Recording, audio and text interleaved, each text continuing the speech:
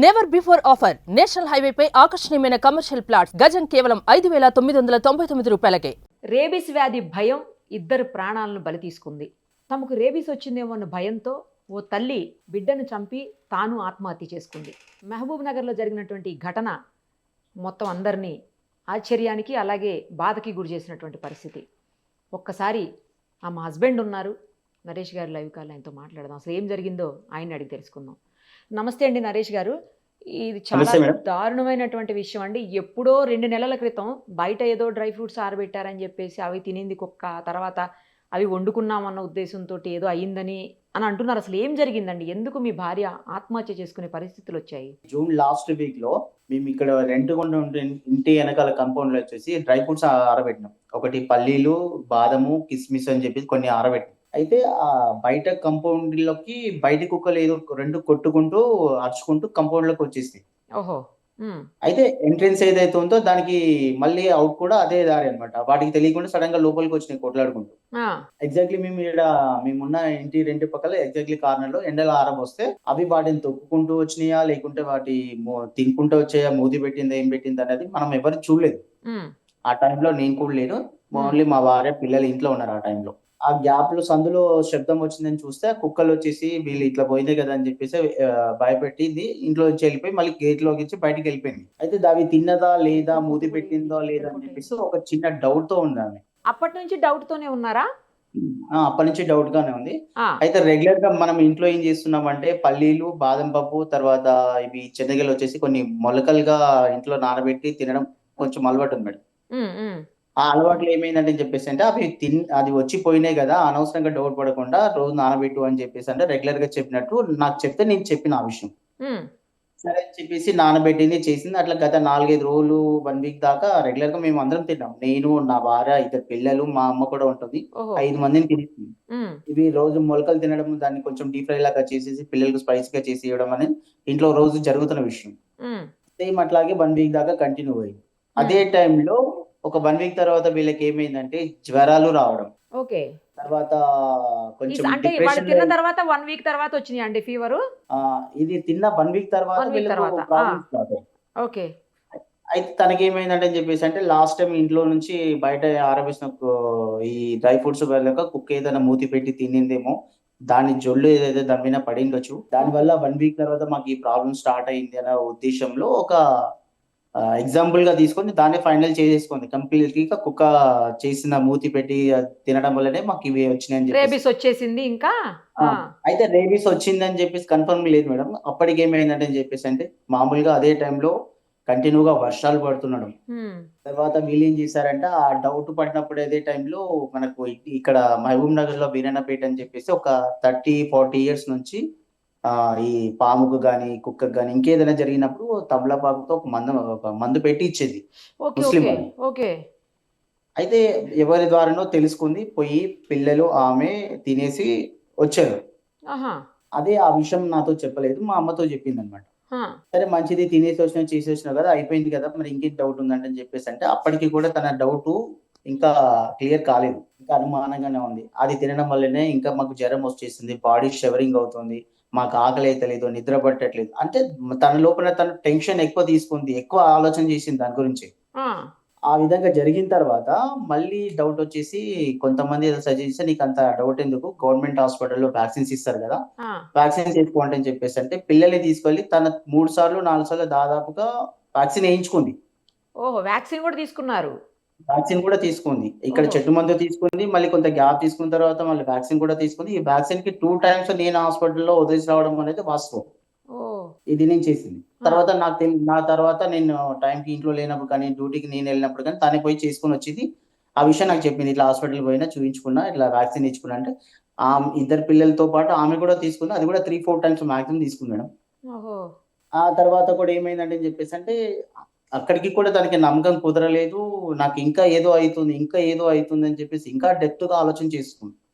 ఇంకా తనకి ఎన్ని రకాలుగా మోటివేషన్ చేసినా, ఏం చెప్పినా అది దాదాపుగా ఏమైతుందంటే మనకి ఎగ్జాంపుల్ ఏంటంటే మనకు తెలిసిన వాళ్ళ దాంట్లో చాలా మందికి కాళ్ళకు పట్టి కొరికిన, లేకుండా కండ వచ్చి పీకి కొరికిన, మీనొచ్చి కొరికిన, చేతి మొత్తం గీసిన, ఇలాంటి వాళ్ళకు కూడా ఏమీ కాలేదు. వాళ్ళు టాబ్లెట్స్ ఇవ్వడం కాదు, ఇంజెక్షన్స్ తీసుకున్నారా లేకుంటే వ్యాక్సిన్ తీసుకున్నారా మొత్తానికైతే నువ్వు తిన్నట్టు పత్యం తీసినావు, తర్వాత వ్యాక్సిన్ కూడా వేసుకున్నావు.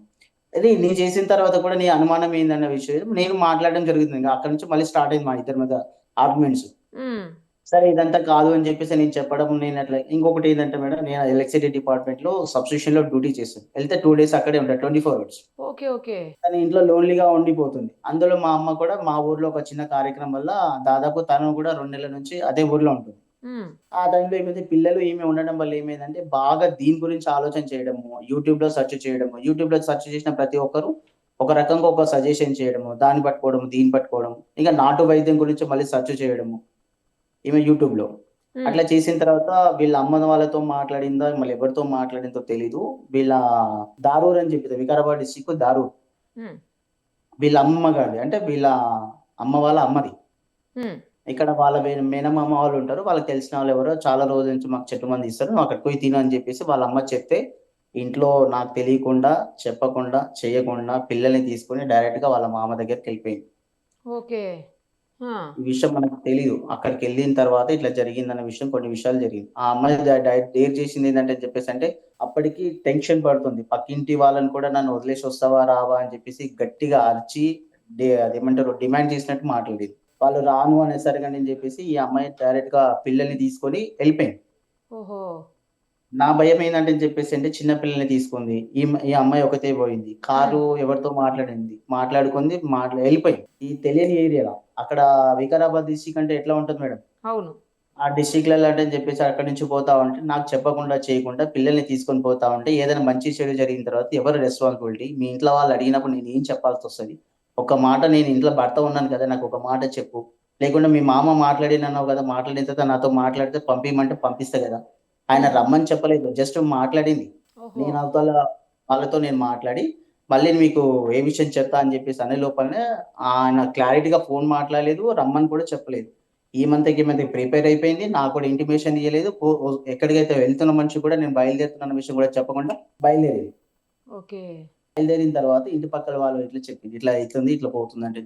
ఆమె కార్ మాట్లాడుకోవడం ఏంటి, ఎక్కడికి పోతుంది, ఏం చేస్తుంది, ఎందుకు పోవాల్సి వచ్చిందంటే చెప్పేసి అంటే దారులో వచ్చేసి చెట్టు మంది ఇస్తున్నారంట, దాన్ని బేస్ చేసుకొని రమ్మన్నారంటే పోతుంది. సరే ఆ పర్సన్ ఎవరితో ఎవరి దగ్గరికి వెళ్తున్నా అతనితో మాట్లాడితే, ఇంకా నేను రమ్మని చెప్పలేదు, అతనితో కనుక్కొని నేను క్లియర్ గా చెప్తానే లోపలే ఈ అమ్మాయి బయలుదేరింది. సరే వచ్చింది కదండి అని చెప్పేసి ఆయన ఇంటి దగ్గర తీసుకొని ఒక 4-5 రోజులు మందు తీసుకొచ్చి తినిపించాడు. ఉమ్, పిల్లలు తిన్నది, ఆమె తిన్నది. కానీ తను మాత్రం ప్రశాంతంగా లేదు మేడం. ఆ రోజు కుక్క ఇంట్లోకి వెళ్ళి ఎట్లా ఎప్పుడు వచ్చిందో, నిన్న ఉదయం చనిపోయినంత వరకు మైండ్ లో ఒకటే, ఆ కుక్క వచ్చింది, అది మూతి పెట్టింది, దానివల్ల మాకు రోగాలు వస్తున్నాయి, ఈ రాడిష్ వచ్చింది, సంథింగ్ ఒకటి కాదు అసలు. తన లోపల తానే మళ్ళీ మళ్ళీ నెమరు వేసుకొని టెన్షన్ కి గురయ్యి లోన్లీగా ఫీల్ అయ్యి డిప్రెషన్ లోకి వెళ్ళిపోయింది. కంప్లీట్ గా మీరు చెప్పినా నేను చెప్పినా కూడా వినే పరిస్థితి లేదు, ఆ డెప్త్ కి వెళ్ళిపోయింది. అసలు మీరు అక్కడికి ఒక్కసారి ఆమె ఎప్పుడైతే డౌట్ పడుతుందో అప్పుడు ఒక్కసారి నార్మల్ గా హాస్పిటల్కి తీసుకెళ్ళి చూపించాల్సిందండి. డాక్టర్స్ అన్న క్లియర్ చేసేవాళ్ళు కదా ఆమెకున్న డౌట్స్ అన్ని. వీరన్నపేటలో చెట్టు మందు తినక ముందు హాస్పిటల్ దగ్గరికి వెళ్తే ఆ, నీకు ఆరోగ్యం బాగాలేదు కదా, ఏం బాగాలేదు, మా అక్కని ఇచ్చి మరీ పంపించాను హాస్పిటల్. ఉమ్, పంపిస్తే అక్కడికి వెళ్ళేసాను అని చెప్పేసి అంటే ఏం లేదమ్మా నీకు జ్వరమే ఉంది, టాబ్లెట్స్ ఇస్తున్నా తగ్గిపోతుంది అని చెప్పేసి అని చెప్తే ఆయన చెప్పిన మాట వినలేదు. ఆమె మైండ్ లో ఉన్నది ఒకటే కుక్క. ఓ, ఓకే. డాక్టర్ కూడా చెప్పింది, ఎంబీబీఎస్ డాక్టర్ దగ్గరికి వెళ్ళి చూపించుకున్నా కూడా నీకు జ్వరం ఉందమ్మా, కాదనట్లేదు, జ్వరం ఉంది, కొద్దిగా టైంకి తినట్లేదు, నువ్వు నిద్రపోవట్లేదు, మెయిన్ గా నువ్వు అలసిపోయినావు, చాలా వీక్ అని చెప్పేసి అంటే టాబ్లెట్స్ ఇచ్చారు. ఆ టాబ్లెట్స్ వాడింది. ఆ వాడిన తర్వాత మళ్ళీ వీరేణపేటలో తినేసి మళ్ళీ వ్యాక్సిన్ వేసుకొని మళ్ళీ ఇంకెవరో చెప్తామంటే మళ్ళీ అయితే దీని ఏమైంది, నేనేమనుకుంటున్నాను మేడం, ఎమ్మడెమ్మడే ప్రతిదీ కూడా కంటిన్యూ చేస్తా ఉంది. కనీసం క్యూర్ కావడానికి టైం కూడా ఇవ్వకుండా 1 by 1 పిల్లలకు ఆమె వేసుకుంటుంది, ఆమె వేసుకుంటుంది. దానివల్ల ఏమైందంటే చెప్పేసి అంటే బాడీలో ఒక రకమైన టెన్షన్ స్టార్ట్ అయింది, ర్యాషెస్ లాగా స్టార్ట్ అయింది. ఈ ఓకే. ఓకే. చెట్ల మందు తినడం వల్ల ఏమైందంటే బాడీకి, ఈ అమ్మాయికి ఏంటంటే చెప్పేసి అంటే ఏదైనా టాబ్లెట్ కానీ హీట్ ఉంటే ఏమంటే కూల్ ఉంటే హీట్ పడదు, అట్లా మల్టిపుల్ గా ఉంటది అనమాట. మల్టిపుల్ టాబ్లెట్ ఏదైనా వేస్తే కంట్రోల్ గా ఉంటది. అట్లాంటి సిచ్యువేషన్ లో ఈమెకి వేసింది, ఆ చెట్ల మంది వేయడం వల్ల హీట్ అయింది కదా మేడం, ఆ హీట్ వల్ల ఏమైందంటే బాడీలో అక్కడక్కడ ర్యాషెస్ లాగా స్టార్ట్ అయింది. ఓకే. ఓకే.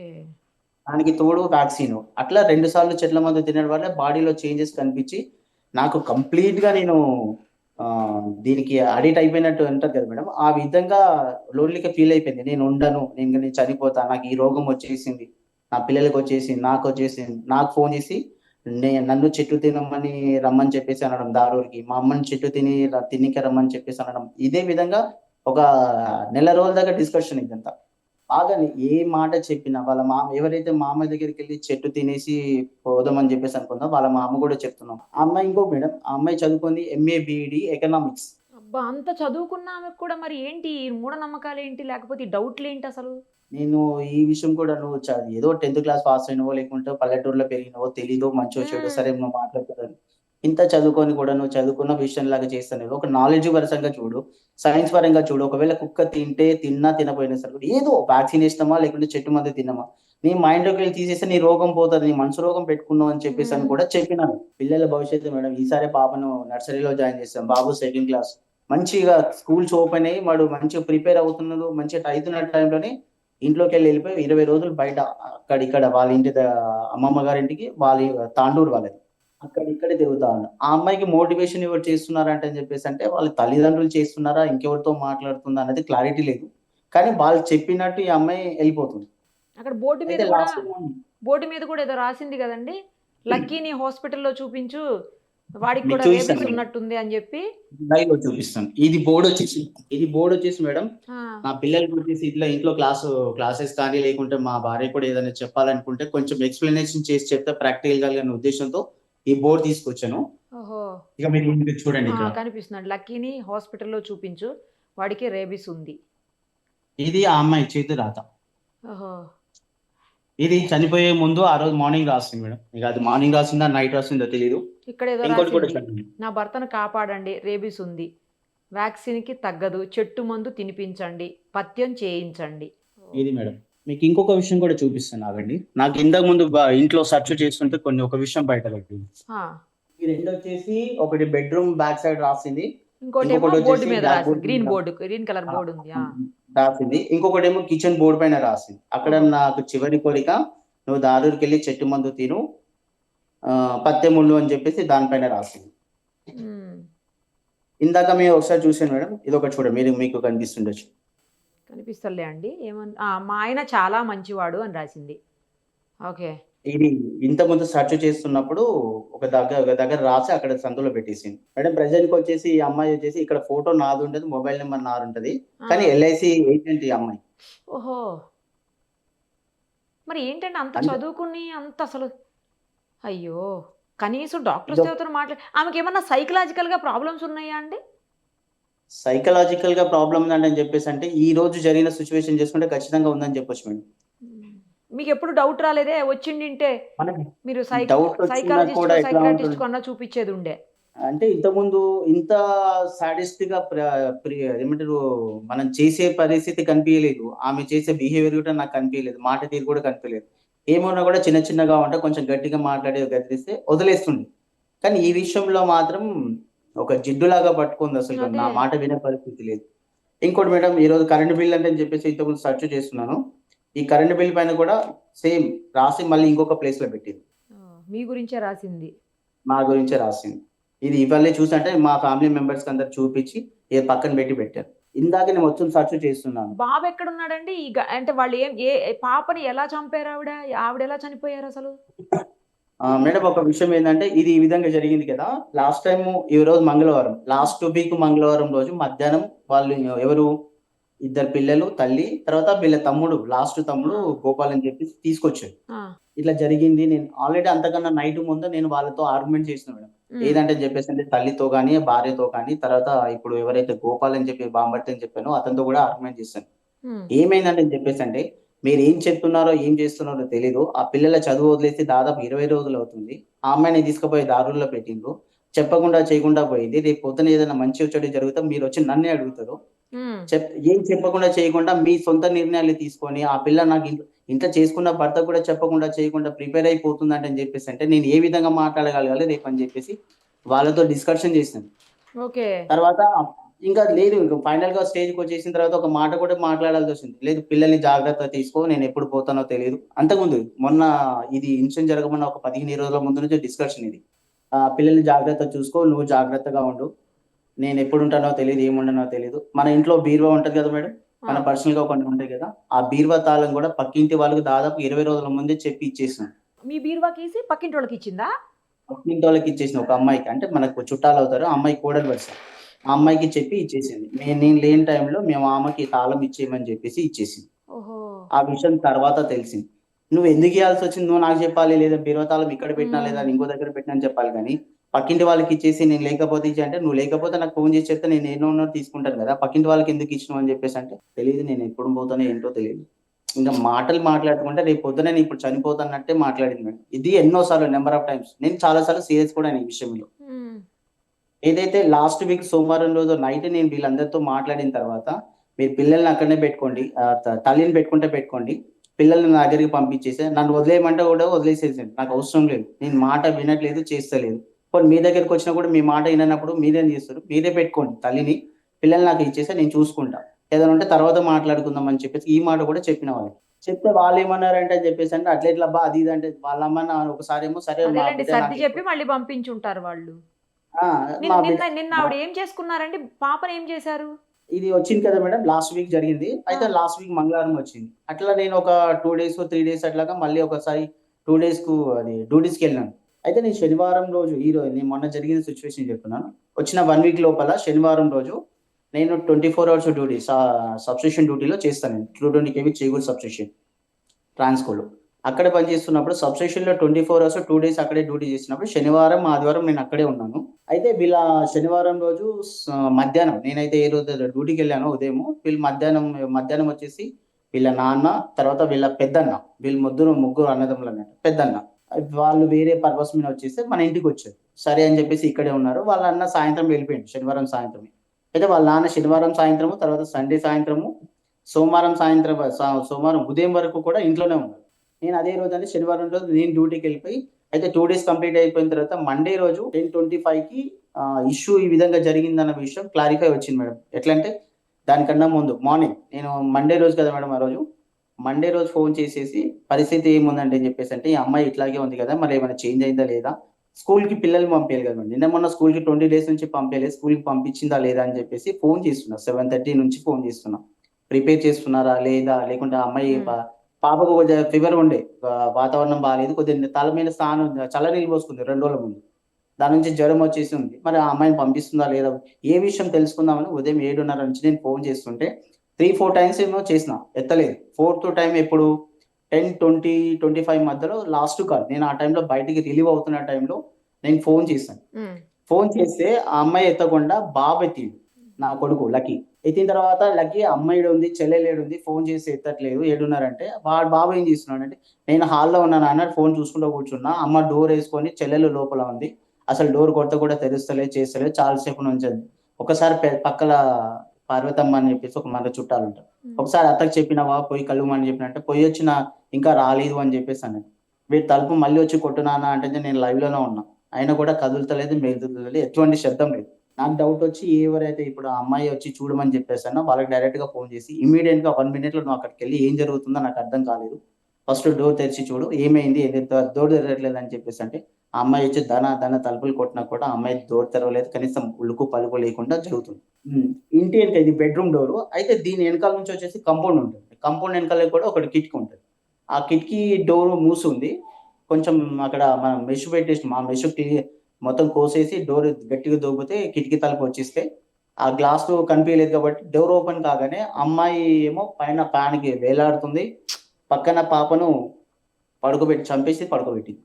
ఈ మాట నాకు వాళ్ళు చూసి కళ్ళతో చెప్పే వరకు నేను అక్కడి నుంచి బయలుదేరుతున్నా మేడం. ఆఫీస్‌లో నుంచి నేను రిలీవ్ రాసి సిగ్నేచర్ పెట్టి ఎళ్ళే లోపల నాకు ఆ టెన్షన్ స్టార్ట్ అయ్యి అక్కడి నుంచి దాదాపుగా నాకు 220 కేవి చేగూరు అని చెప్పేసి మన కొత్తూరు దగ్గర ఉండే కన్నా శాంతివనం అని చెప్పేసి. అక్కడి నుంచి ఇక్కడికి మహబూబ్ నగర్ ఇంటికొచ్చే వరకు 72 కిలోమీటర్స్ అవుతుంది మేడం. వచ్చే ఆన్ ద వేలో నేను ఎలా వచ్చానో, ఎంత ఏడ్చుకుంటూ వచ్చానో నాకు తెలియనే తెలీదు. అమ్మాయి చనిపోయిందనే దానికన్నా పాప చంపేసి తను కూడా చనిపోయిందన్న బాధ ఎక్కువైపోయింది అసలు నాకు. తట్టుకోలేకపోయినామండి. ఎట్లా వచ్చినో తెలీదు. అక్కడి నుంచి స్టార్ట్ అవుతే ఇంటికొచ్చేంత వరకు నా కళ్ళీగా ఆగలేదసలు. సరేలెండి. కనీసం ఇప్పుడు బాబునన్నా జాగ్రత్తగా చూసుకోండి. ఇంక మీ చేతుల్లో ఏం లేదు గాబట్టి. పరిస్థితి లేదు. కానీ బా మరి ఇంత డిప్రెషన్‌లోకెళ్ళిపోయి లైఫ్ మొత్తం నాశనం చేసుకోవడంత హ్మ్. పరిస్థితి ఏముంది? చిన్న విషయానికి. చిన్నది. కానీ ఆ పాపని ఎట్లా చంపాలనిపించింది మేడం? అవును. అదే చిన్న బాధవుతుంది పాపకి పాప చూసుంటే ఎంత బావుందో. ఏం తట్టుకోలేదు. ఓకే. బాబుని చూపించకూడదు. సరే. జాగ్రత్తగా చూసుకోండి బాబుని. సరేనా? ఇది మేడం జరిగిన విషయం ఇదొచ్చేసి. నిన్న అందరూ వచ్చేస్తున్నారు, చూస్తా ఉన్నారు. తల్లిదండ్రులు నిన్న వచ్చేసి అంటే చెప్పేసండి వాళ్ళు పోలీస్ వాళ్ళు వచ్చేసి తీసుకెళ్లి పోస్ట్ మార్టం చేశారు. పోస్ట్ మార్టం డీటెయిల్స్ వచ్చాక 7:30, 8 అయింది మనకు హ్యాండ్ ఓవర్ చేశారు.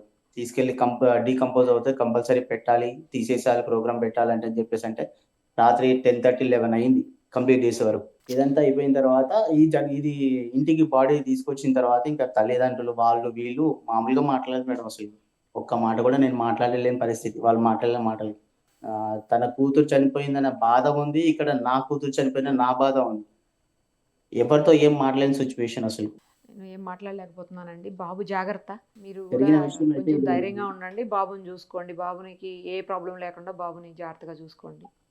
పాపని చూస్తుంటే ప్రాణం పోతుంది మేడం. అసలు ఆ పాప ఎట్లా చనిపోయింది, ఎట్లా చంపబోతుంది, ఎంత తండ్లాడింటది, అంత చిన్న చిన్న కాలు దెబ్బ తగులుతున్నాయి, నానా నానా అని చెప్పేసి ఎమ్మడి పడతా ఉంటుంది. తట్టుకోలేకపోతున్నాను మేడం. అసలు ఇంత బాధ అనిపిస్తుంది. ఎన్నో కళలు ఉన్నాయి అసలు, ఎన్నో లైఫ్ చెప్పిన నీకు ఇక్కడ ఉండలే అని చెప్పేసుకుంటే హైదరాబాద్కి వెళ్దాం, అక్కడ ఏదైనా జాబ్ చేసుకుందాం, ఒక 4 రోజులు ఆగు, కొంచెం టైం ఇవ్వు అని చెప్పేసి కూడా ఎన్నో సార్లు చెప్పిన. అసలు జాబ్ చేసే ఇంట్రెస్ట్ లేదంటే చెప్పేసి అంటే, చదువుకునే ఇంట్రెస్ట్ లేదని చెప్పేసి అంటే, ఏదో ఒట్టి మూఢనమ్మకాలు. ఏదైనా చిన్న డౌట్ పడిందంటే దాన్ని డెప్త్ గా ఆలోచన చేసి పక్కని పిచ్చోని చేసి ఆ రేంజ్ వెళ్ళిపోయింది. మీరు ఏం మాట్లాడినా ఫస్ట్ కుక్క తిన్నది, దానివల్ల మీకు వచ్చింది, మీరు కూడా తినండి, మీరు తింటే నేను సాటిస్ఫాక్షన్ అవుతాను, అంతవరకు కాను అని ఆ మొండి పట్టు పట్టింది. మాకేమైనా అవుతే, మేమేమైనా తింటే, మాకేమైనా రోగాలు వచ్చినా, కనీసం జ్వరం కాదు కదా, తలనొప్పి కూడా రాలేదు మేడం. సరే నీ డౌట్ ఎందుకు, అంత డౌట్ పడుతుంది కదా. నేను ఈసారి వచ్చినప్పుడు లాస్ట్ టైం వాళ్ళ ఊరు నుంచి మన దగ్గరికి వచ్చిందని చెప్పాను కదా మంగళవారం. సరే నేను వచ్చిన తర్వాత చూసుకుంటే అమ్మతో సహా 5 మంది కలిసి అయితే గవర్నమెంట్ హాస్పిటల్ కానీ ప్రైవేట్ హాస్పిటల్, నీకు నచ్చిన హాస్పిటల్ పోయి టెస్ట్ చేయించుకుందాం. దానికి కుక్కకు సంబంధించింది ఏది వచ్చినా సరే కూడా నీ ముందే మెడిసిన్ తీసుకుందాం, లేదంటే చెట్టు మందు తాగుదాం అని చెప్పేసి కూడా చెప్పిన. సరే అని చెప్పేసి కూడా అంది. కానీ నేను ఇంటికి వచ్చే లోపల ఈ విధంగా తీసుకుంది. జాగ్రత్త. మీరు బాధపడకండి. బాబుని కూడా జాగ్రత్తగా చూసుకోండి. సరేనా?